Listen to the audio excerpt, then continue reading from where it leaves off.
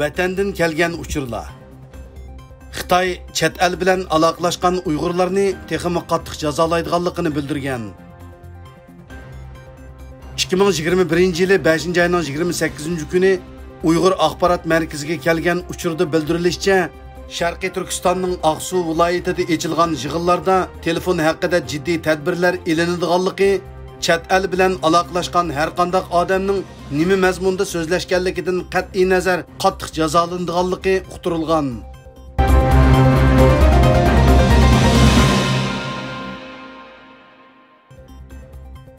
Xitoy Urumchiga jiddiy nopus yo'tkashga boshlagan. 2021-yili 6-oyning 1-kuni Uyg'ur axborot markaziga kelgan uchurda bildirilishicha, Xitoy boshqa joylardagi Uyg'urlarning Urumchiga ko'chib kelishini osonlashtirgan bo'lib, uy olgan odamning nopusini butun oilasi bo'yicha Urumchiga tezdan yo'tkab berdi ekan. Urumchiga bundaq jiddiy nopus yo'tkashning sababi Urumchini xalqaro tekshiruvchilarga ovoz qilib ko'rsatish bo'lishi mumkin ekan.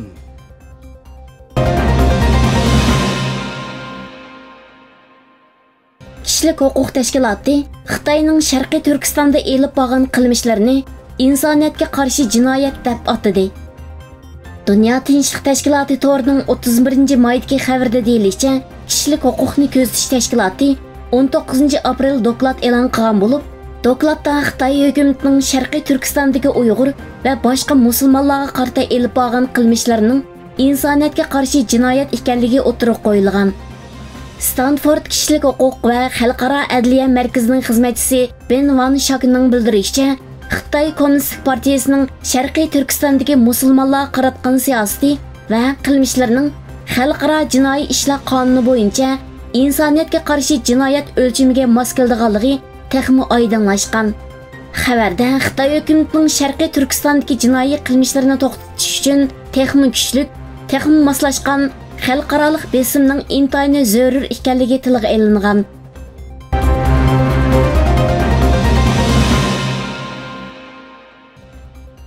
Amerika va ittifoqdoshlari Sharqiy Turkistonni to'salg'usiz ziyorat qila olish uchun Xitoyga chaqiriq qildi.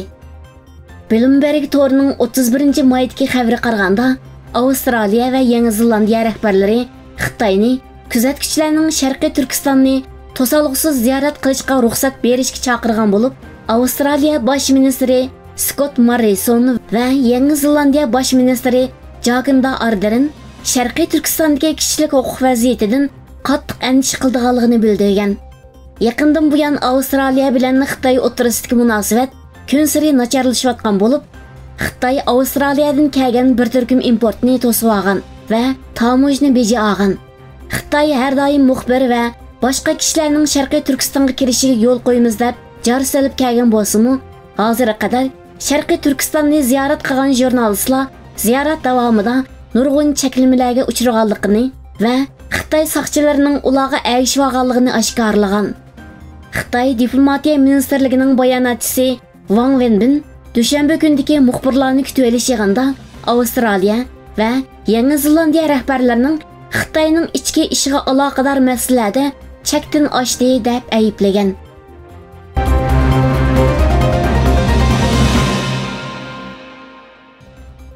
Xitoy Hindiston chegarasi atrofida birlashma havo mudofaa sistemasi barpo qildi. Hindiston vaqti gazetining 2-iyundagi xabariga qaraganda, Xitoy ozodlik armiyasi yaqinda havo armiyasi bilan quruqliq armiyasini birlashtirib, o'zining g'arbiy urush qo'mondonlik markazi uchun amaliy kontrol sizig'i atrofidagi xizmatlarni boshqaradigan havo mudofaa sistemasi barpo qilgan bo'lib, Xitoyning bu harakatlari Xitoy hukumatining mazkur rayondagi o'rnining kuchayganligini ko'rsatib berdi ekan. 1 yildan ko'proq vaqtdan buyon yuz berayotgan Hindistonning Xitoy chegara to'qinishida Xitoy Sharqiy Turkiston va Tibet rayoniga yangi harbiy uskunlarni yo'tkagan bo'lib, amaliy kontrol sizig'i atrofidagi havo mudofaa kuchini oshirgan.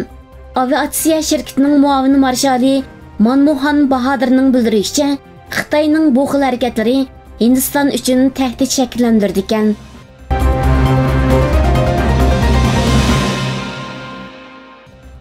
Angliyada Uyg'ur soti ochildi. Erkin Osiyo radiosining 2-iyundagi xabariga qaraganda, Angliyadagi mustaqil Uyg'ur sot kollegiyasining Xitoyning Uyg'urlar ustidan elib berayotgan irqiy qirg'inchiligini baholashni maqsad qilgan tunji qatimliq isbot anglash yig'ini 4-iyundan 7-iyungacha davomlashadi ekan. Xitoy hukumatining Uyg'ur elidagi jinoyatlarini tunji qatim sotlashdek bu tarixiy voqeani Erkin Osiyo radiosi Uyg'ur bo'limi naq maydondan ulab xabar qilgan. Amerikaning Obida kuni va Uyg'urlardagi obidalik shaxslar. Har yili 5-oyning oxirgi haftasining dushanba kuni Amerikaning muhim milliy bayramlaridan biri bo'lgan Obida kuni xotirlanadi. Bu bayram Amerika uchun jonni pido qilgan kishilarni xotirlaydigan bo'lib, Amerikaliklar uchun intayin ahamiyatli bir kundir. Shehidlarni aslashni asos mazmun qilgan bu bayram orqali Amerikaliklar o'zlari uchun obidaga aylangan shaxslarni xotirlaydi. Bu bayramning kelib chiqishi 1860-yillardagi Amerikada Janub-Shimol urushi bo'lg'achqa, hozirmi Janubdagi 9 shtat va ba'zi ziddiyatli shaxslarni va Janub uchun urushib o'lgan kishilarni qahramon sifatida xotirlaydi. Shundoq bo'lishiga qaramay, Amerikaliklar bu bayramni birlik va ittifoqlik ichida xotirlaydi. Bu bayramdan bilishga tegishli bir hikmat shuki, dunyodagi eng qudratli davlatda obidalik shaxslar va qahramonlar davlat uchun qo'shgan tuhfalari uchun yod etildi va xotirlandi. Ziddiyatli taraflar tilga ilinmaydi. Ammo dunyodagi eng qattiq zulmga uchrab, eng ojiz o'ringa tushib qolgan Uyg'urlarda ba'zi kishilar chiqib, obidalik shaxslar va qahramonlarning kishilarga texi ma'lum bo'lmagan xatoliklarni tep chiqib, ularning obrazini xunuklashtirishga urindi. Hammamiz bilamizki, hech kimning ziyon tortadigan tijorat qilg'isi yo'q. Hozirgidek kaskin bir vaziyatda Ahmadjon Qosimni tortib chiqib, uni va 2-Sharqiy Turkiston Jumhuriyatini inkor qilishning qandoq bir ahamiyati va zaruriyati borligini aqlga sig'dirg'ili bo'lmaydi. Albatta, tarixga va tarixiy shaxslarga baho berish xato emas. Ammo har ishning vaqti va o'rni bo'ladi. Agar Uyg'urlar o'zining mustaqil davlatida yashayotgan bo'lsa edi, tarixiy shaxslarga har qaysi nuqtadan chiqib baho berishni to'g'ri tushunishga bo'ladi. Ammo qildigan ishining ko'pligida vaqt va zehn yetishmayotgan bugungi kunda Xitoy bilan pas chiqarib, Uyg'urlardagi obidalik shaxslarni tarix sahnasidan tushirishga urinish Uyg'urning manfaatiga tubdan xilof bir ish. Baho berishga maqsad uni inkor qilish uchun bo'lmasdan, balki tarixdagi xatoliklarning qaytalanmasligi uchun bo'lishi kerak. Tarixdagi ko'plagan psixikalik urushlarga qaraydigan bo'lsak, qarshi tarafning psixikasini vayron qilish uchun yolg'ondan xoinlik hikoyalarini to'qib, har xil qiyin qistoqlarga bardoshlik bergan insonlarning psixikasini vayron qilishga uringan misollar bak ko'p. Bir insonni vayron qilishning eng oddiy usuli uning irodasini va ruhiy kayfiyatini vayron qilishdir. Bir insonning irodasi va ruhiy kayfiyatini vayron qilishning eng oddiy usuli u insonning ishonchisini, g'urur iftixorini vayron qilishdir. Bir insonning ishonchisini, g'urur iftixorini vayron qilishning eng oddiy usuli u inson eng ishongan, aqida qilgan, cho'ng bilgan va hurmat qilgan insonlarning obrazini xunuklashtirish, ularni razil ko'rsatish va ularni xoinga chiqarishdir. Haqiqiy g'ururi va aqidasi bor bir insonga nisbatan eng cho'ng azob tan jazosi bo'lmasdan, balki o'zi eng ishongan, aqida qilgan sabdishi, do'sti va yoki yaqin tuqqani tarafidan setilishi, ular tarafidan o'ziga ihonat qilinishdir. Har qanday qiyin qistoqqa bardoshlik bergan bir botir, balkim o'zining eng ishongan sabdishi, do'sti tarafidan setilganligini bilganda, uni undoq oson qabul qilolmasligi va ruhiy jihatda qattiq zarbaga uchrashi aniq. Inson o'zi ishongan insonning yolg'on ekanligini, o'ziga xiyonat qilganligini bilganda paydo bo'lgan tuyg'u dunyoda eng azobli tuyg'u bo'lib, xiyonat yolg'iz insonning qalbini azoblab qolmasdan u insonning ruhiyatini qaraytidi. U xil tuyg'u bir tumonga o'xshash insonning qalbiga cho'nqur o'rnab, uzun mazgil insonning ko'z oldidan ketmaydi. Amerikalik yozuvchi Heather Brewer mundaq degan ekan: Dunyoda eng yomon azob do'st tarafidan xiyonat qilinish bo'lib, u jismoniy og'riqdan, hatto boshqa his qilg'ili bo'lgan har qanday ruhiy azobdan halqib ketgan. Demak, bir millat qahramon deb bilgan tarixiy shaxslarga baho berganda samimiy, salmoq va mas'uliyatchan bo'lib, oldirab ularni inkor qilmasligimiz, bo'libmi ularni ihonat bilan ayblashdan alohida ehtiyot qilishimiz, uning oqibatini yaxshi o'ylashimiz kerak.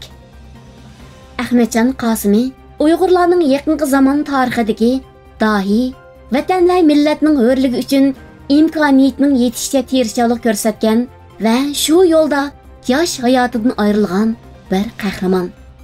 Bu haqda tarix allaqachon yakun chiqarib bo'lgan. U xalq ichida alohida obraz va ulgu yaratgan tarixiy bir shaxs. Bundaq bir tarixiy shaxsga baho berganda uni biroqla inkor qilish yolg'iz uningga qilingan haqsizlik bo'lib qolmasdan, balki uningga ishongan, hurmat qilgan va uni lider, qahramon deb bilgan millionlagan Uyg'urga qilingan ruhiy zarba. Bu xil ruhiy zarba xalqimizga zo'r darajada umidsizlik elib kelishi mumkin. Har qanday bir millatning qahramonlarga ehtiyoji bor. Xalqimizning ham shundoq. Inson o'zi hurmat qilgan, ishongan va o'ziga ulgu bo'lgan qahramonlardan jasorat oladi, ularning ish izlaridan faxrlanadi. Natijada kelgusiga umid bilan qaraydi. Hozirqidek bir mezgilda bo'libmi, xalqimiz chorasizlikdan nima qilishni bilmay tirkishayotgan hayot mamotliq bir mezgilda xalqimizning ehtiyojli bo'layotgani o'tmishni inkor qilish emas, balki mavjudligini saqlab qolishga bo'lgan umid va ishonch. Bundaq ahvol ostida xalqning qalbida qahramon, lider deb o'rin olgan bir tarixiy shaxsni tortib chiqib, uni inkor qilish zo'r darajada qaymoqish paydo qiladi. Agar bir millat o'zining o'tmishidan, o'zining tarixiy shaxslari va qahramonlaridan faxrlanmasa, yoki bir millatning u faxr tuyg'usi qasddan vayron qilinsa, u millat o'zining ruhiy uzug'idan ayrilib tushkunlikka yuzlanishi mumkin. Agar tarixni tadqiq qilish va tarixga baho berishning hozirimiz va kelgusimiz uchun foydasi bo'lmasa, uni tadqiq qilish va uningga baho berishning hech qanday amaliy ahamiyati bo'lmaydi. Vatan millat uchun hayotini fido qilgan insonlarni, bo'libmi obidilik shaxslarni inkor qilish va haqoratlash, millatga ziyon solish va haqorat bo'ladi.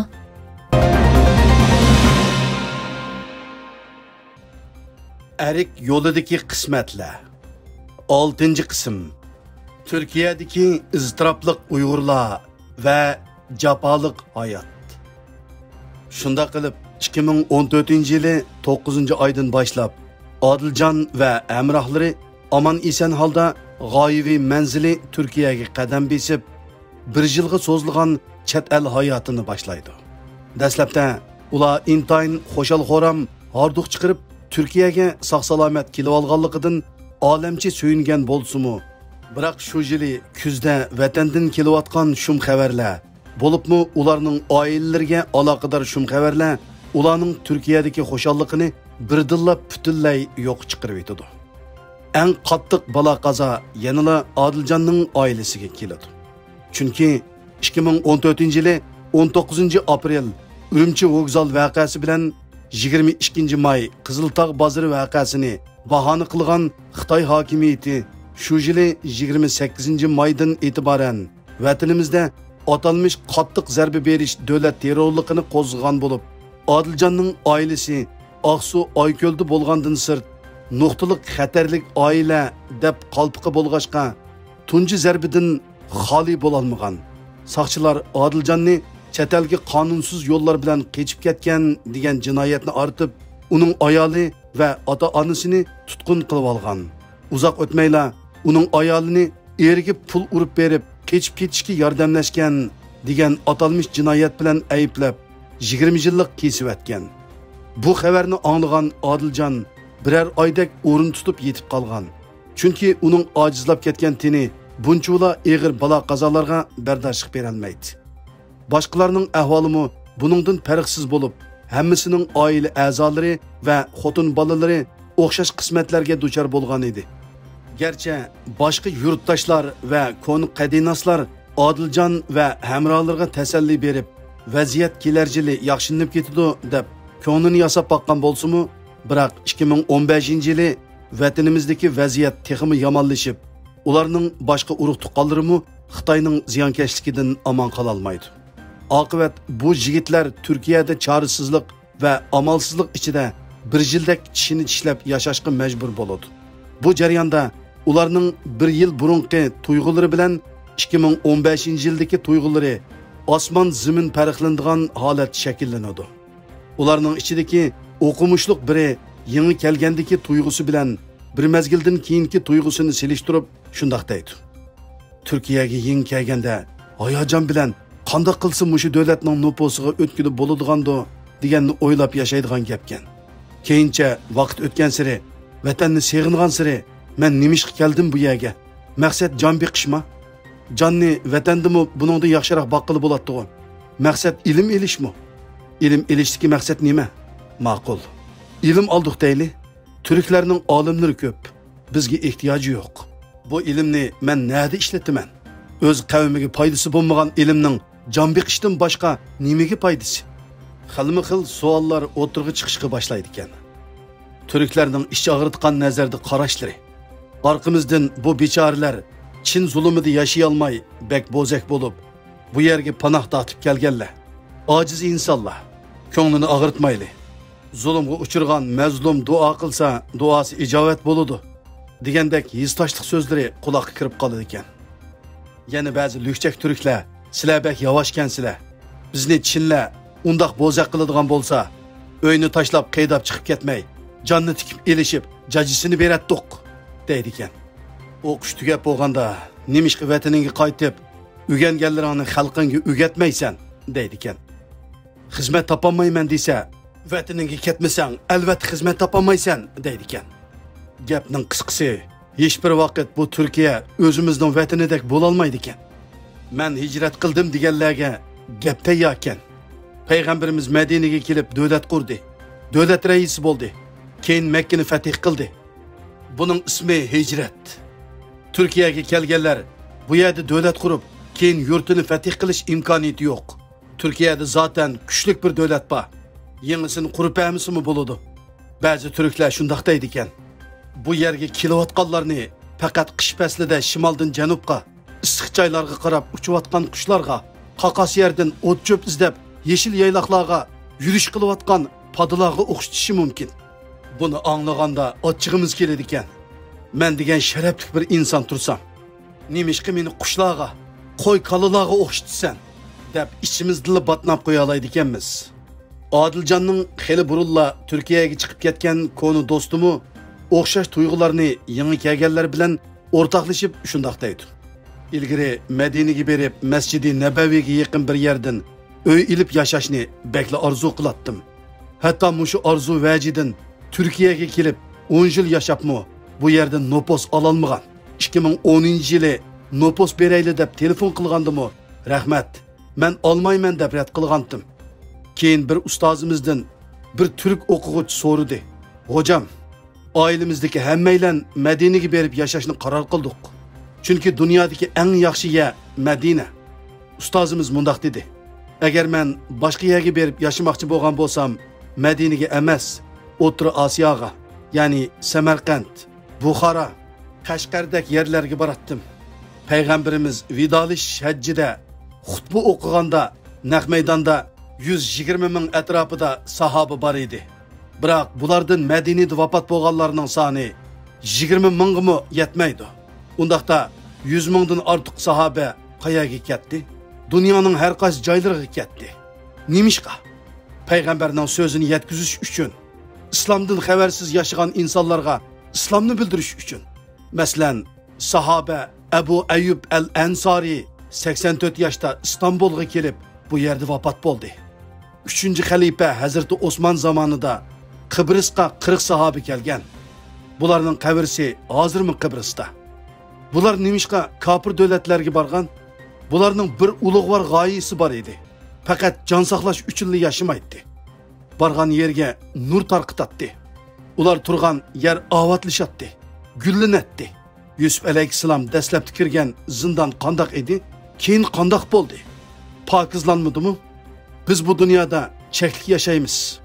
Lekin mush cheklik hayotdagi g'oya nishon bizning kelgusidagi oxiratdagi istiqbolimizni belgilaydi. Sizning sababingizdan birining to'g'ri yo'lni yaratquchini tonib iymon etishi bu dunyodagi eng qimmatli narsalardan muqimmatlikdir. Bu dunyoda zulm vaqtliq, ammo kufri qiyomatgacha tugamaydi.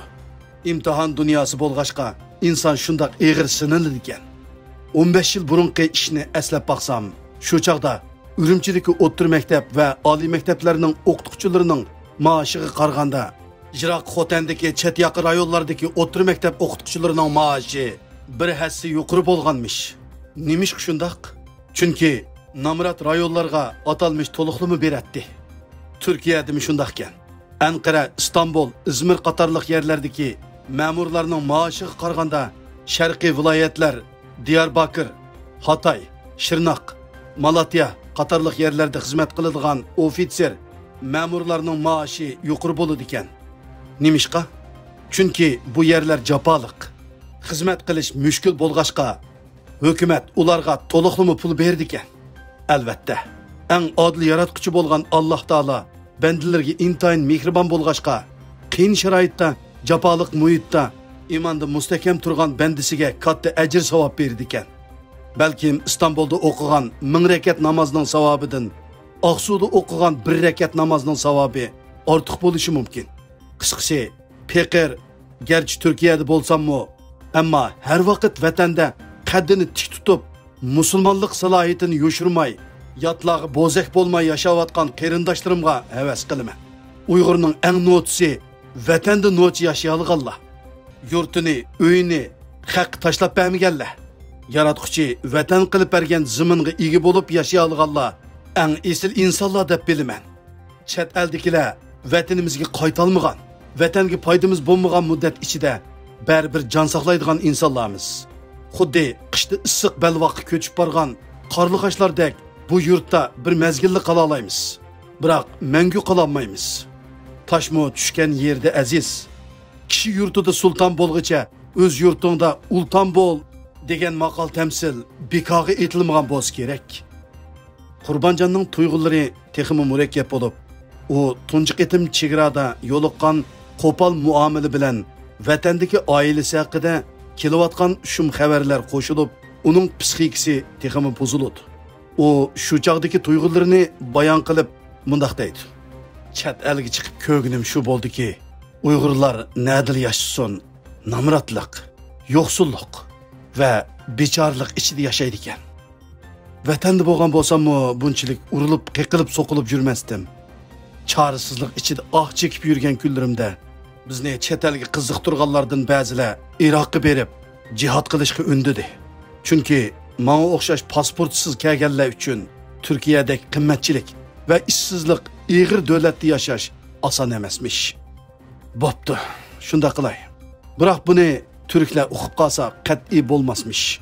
Chunki Polat Alamdarning Kurtlar vodisi Pusu filmining keyingi qismlarida Iroq Sham xalifaligining Abdi Bashirsi oshkorlanib, bakli nachar ko'rsatilayotgan. Uning ustiga Turkiya ularga qarshi turadigan bo'lg'ashqa, Iroqdan Turkiyaga panoh tilab kelgan Uyg'urlarning Iroqqa jihodga mengayotganligini turklar bilib qolsa, buningdan keyin boshqa Uyg'urga yordam qilmasmish. Yana nurg'un mishmish vatandagi chog'da filmda ko'rgan Turkiya, men hozir ko'rgan Turkiyaga butunlay o'xshamayotdi. Shundaqdimi? Hozir ko'rayotgan kunlarimga 100 ming shukr. Tayland o'rmonligidagi zaharlik pashilardan qutuldim. Dimiq issiq Malayziyada müküp saqchidan qechib yurishdan qutuldim. Ayoli va bolalari boshqa turmada, o'zi boshqa turmada yetib, bo'riki ishki a'zolari allaqachon kardan chiqib, nimjon holatda o'limni kutib yetayotgan necha ming Uyg'urga qaraganda mening ahvolim har holda yomon emas. Qo'limda kimlik yoki pasport bo'lmag'achqa bu yerda ishlarim ravon bo'lmagan. Yanchiqda pul yo'q. Bir kun osh, bir kun to'q yurayotgan bo'lsam-mu, ammo menda farzandlardi, xotin bola vaqi bilan jam bo'lishlardi yo'q. Yer osti masjidda vaqtliq turalg'uda har holda gilam ustida yotqili bo'ladi.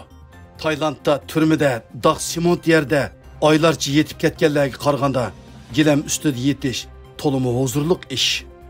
Aysojon qochoq yo'l bilan Turkiyaga kelgan Uyg'urlarga boshdan oxiri g'amxo'rlik qilgan bir turk saxovatchi haqida mundoq deydi. 60 necha yoshlik bir turk tijoratchi Malayziyada turish jarayonida Uyg'urlarning echinishlik ahvolini ko'rib, ularga qattiq ish og'ritib, ularni qutuldirish ko'yiga tushdi. Chunki u Uyg'urlarni qutuldurmasa, ularning kasal azobida qiynalib, o'lishiga sukut bilan qarab turishga to'g'ri keladi. İmanı ba musulmonning buningga taqati bormi? Oxiri bir amallarni qilib, yüzdek Uyg'urni Istanbulga elib keldi. Endi bularga jiddiy holda yemek içmek, dori va yotadigan yer topmasi bo'lmaydi. Turkiyada hozir Suriyadan kelgan 1 milliondan ko'p musofir, Iroqdan kelgan necha 100 ming musofir, Somalidan, Misrdan, Afrikadan kelgan necha 100 ming musofir bo'lg'ashqa, bularga har kuni iyoni yordam to'plash üzülmeydigan bo'lg'ashqa, yerlik turklarmi xeyli bezor bo'lib ketgan edi. Yordam tilab borgan yerlardan 10ning biridan ma'qul javob chiqsa, 9'i kechiring, hozircha ortiq pul yo'q deb quruq qo'l yondiratdi. Safaköy va Zaytunburnu qatorliq yerlardagi Uyg'urlar kuchi yetganlari bu musofir qarindoshlarining un, yog', gurish degandek ehtiyojiga yordam qila olgan bilan bularmi aran kunini ilayotganlar bo'lg'ashqa, kun seri kelayotgan bu pasportsiz, pulsiz qarindoshlarga davomli yordam qilishga qurbi yetmay, Türk dernek vaqiflarning adresini berib yo'lga selib qo'yishatdi. Oq ko'ngil saxovatchi turk bir kuni bir vaqifga berib Uyg'urlarning dardini anglatdi. Uning so'zini ting'igan dindor turk mundoq dedi: "Men Urumchi va Qashqarni ko'rdim. Uyg'urlarning ahvolini bilaman. Uyg'urlarning turkum bo'lib Turkiyaga ko'chib kelishini qo'llamayman. Uyg'urlar o'zining tug'ilgan vatanida ching turib, o'z zaminini tutib yashamasi bo'lmaydi. U zaminni yatloqqa tortqizib qo'ysa bo'lmaydi. Turkiya Cumhuriyeti yangi qurilib, Bulg'ariston mustaqil bo'lgan yillarda u yerdan 500 ming atrofida turk Turkiyaga ko'chib kelgan edi. Davlat hozir shularning kelishiga ruxsat qilib, bakli xato qilganligini tunib yetdi. Bulg'ariyaning hozirgi noposi 5 million. Erlari aroq ichib yurdi. Noposi ko'paymay ozlayotgan bir davlat. Agar o'z vaqtida 500 ming turk u yerdan ko'chib ketmay, ching turib yashagan bo'lsa, kunimizda ularning soni 2 milliondan oshgan va Bulg'ariya bir turk yurti bo'lgan bo'ladi. Afsus, biz u yerni turk yurti sifatida tutib tura olmadik. Turklarni ko'chirib akilib xato qildik. Yana G'arbiy Trakiyadagi turklarning Turkiyaga kelishini hozir hukumat cheklab turyapti. Turklar o'zi tug'ilgan zaminni ching tutib, yatloqqa tatqizib qo'ymay yashaganda ondan to'g'ri ish qilgan bo'ladi. To'g'ri dedingiz. Ammo bu Uyg'urlar hozir intayin bechora holatda. Bularga yordam qilmasangiz, ochliq, kasal va yo'qsizlikda o'lishiga sukut qilsangiz bo'ladi. Boshqa amal yo'q. Bo'ladi. Men bir qitim ozroq yordam qilay. Lekin buningdan keyin bundaq pasportsiz keladiganlarni cheklamasak, ham bularga uval bo'ladi. Hamda bundaq eqib kelishini to'xtatib bo'la olmaymiz. Shunda qilish kerak. Lekin hozir Malayziyada 5000 dan ortiq Uyg'ur Turkiyaga kelish uchun fursat kutib yotadi. Ularning pasporti yo'q. Intayin bechora holatda. Xitoyga qaytarilsa, udul turmaga bordi. Shunga qaytishni xohlamaydi. Siz 5000 dan ortiq Uyg'urning chegaradan o'g'irlikchi o'tganligiga ishonamsiz? Chegarada qarovul yo'qmi? Ularga qasdan yo'chiq echib berib, borish kelmas yo'lga selib qo'yganlar yo'qmidi? Meningcha, bularni o'z yurtidan mangulik ayirayotgan kuchlik bir qor qo'l bor. Pasport bilan chiqqanlar xolis qaytib ketalaydi. Ammo pasportsiz chiqqanlar vatanidan manguga ado juda bo'ladi. Shundaq. Menmi u Uyg'urlar aldanıp chiqqan bechoralar ekan deb bilgachga, ularga heztashlik qilib yordam qilyapman. Ular Alloh yo'lida jihad qilyapti. Jihadni qaysi dushman bilan nada qilyapti? Ularning eng cho'ng dushmani Iroq, Suriyadimi yoki o'zining yurtidimi? O'z yurtidan ayrilgan odamning eng cho'ng g'imi yashash, jon beqish, uningdan oshqanda boshqa ishlar. Bularni bu yerda tortishmayli. Bular yurtimizga hijrat qilib kelgan muhojirlar. Yordam qilish bizning majburiyatimiz. To'g'ri dedingiz. Lekin bir musulmon aldirab o'zini xatarga tashlasa, buning oqibatiga o'zi mas'ul bo'ladi. Rasululloh sallallohu alayhi va sallamning sunnatiga rioya qilmagan musulmon bu dunyo va oxiratda xor bo'ladi.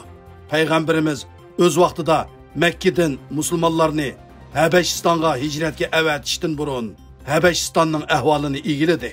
Musulmonlarning u yerda bexatar yashashiga ko'z yetgandan keyin ularni avatdi. O'zi eng oxirida Madinaga hijrat qiladigan chog'dimi, ikkinchi Aqaba bayitida Madinadan kelgan musulmonlardan o'zini qo'g'dash haqida va'dinoma, kapolatnoma olgandan keyin ondan hijrat yo'liga qadam tashladi. Hijratga tavakkul qilgan Uyg'urlar Vyetnam, Tayland, Malayziyadan shundoq va'dinoma olibdimi? Qani qaysi biri uningga kelsangiz, bexatarligingizga kapolatlik qilamiz debdi. Chegaradan qechib chiqqanlarning hijrati payg'ambarimizning sunnatiga, bexatarlik tadbiriga mos kelamdi. Shundoq deganlaringizning hammasi to'g'ri. Ammo hozir bo'g'iliq bo'ldi. Ya bularning ochliq va kasalda o'lishiga qarab tursak bo'ladi, yoki qo'limizdan kelishicha yordam qilsak bo'ladi. Ma'qul. Men bir qatim ozroq yordam qilay. Lekin endi yo'l minib, mushu qonunsiz keladiganlarning yo'lini etishga kuchayman. Bo'ladi. Shunday qiling. Yuqorqi gaplarni ko'ngil qo'yib anglab, cho'nqur ta'sirlangan Aysojon boshqa hamrohlardan farqli holda Turkiyada yerlashib kelishni tanlaydi. Qolganlar bir yilda Qaysariya, Konya va Istanbullarda yashab boqqandan keyin hayotning ahamiyati yo'qoldi deb qarab, o'xshash fikrdagi tangtushlari bilan birga 2015-yili avjiga chiqqan Suriyadagi jihad qaynimiga kirib ketdi. Ammo ular dushman tarafidan yana foydalanib ketilganligini his qilgan chog'da to'limi kechikkan edi.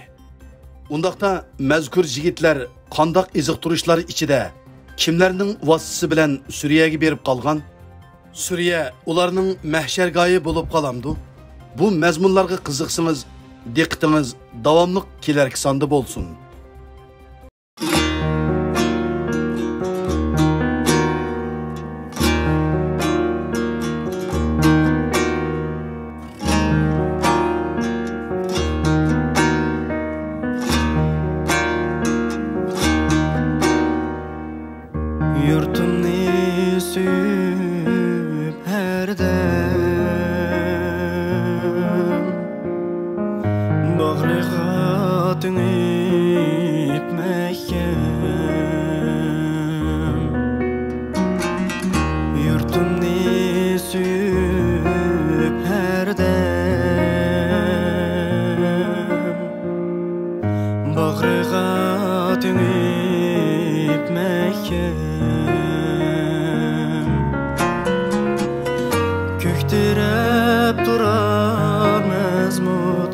Tangri tağları görkem, Tangri tağları